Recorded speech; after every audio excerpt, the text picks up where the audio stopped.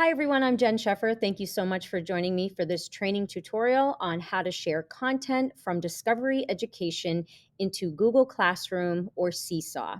So you can see here I'm in Discovery Education and I have a video on repeated addition that I want to share with my students. So in order to do that, I'm going to click on the three dots and then I'm going to click Share and I'm going to click on Google Classroom.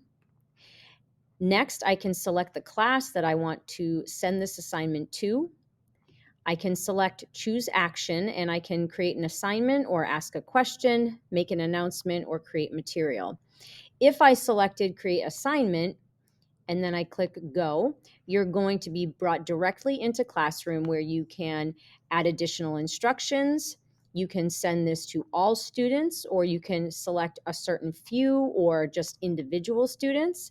You can change the point value, or you can make it an ungraded assignment. You can also add a due date or a topic. So it should look very familiar to you, and it's the exact same process that you would follow if you were sending a different type of material to your students. Now, if you wanted to send this Discovery Ed content in Seesaw, you will click on the link. It's copied. And now you can go into Seesaw, click your plus button. You can click Post Student Work, click Link, paste that URL, click on the check mark, and then click on the check mark once more.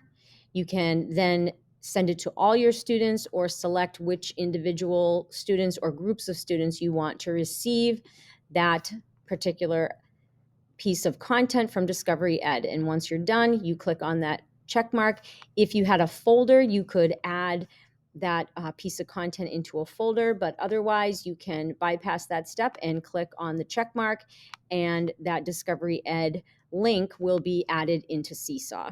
So there you have it. That's how you share to both Google Classroom and Seesaw. If you have any questions or need additional support with Discovery Education, please don't hesitate to reach out to me. I'm here to help you in any way I can. Thank you so much for watching.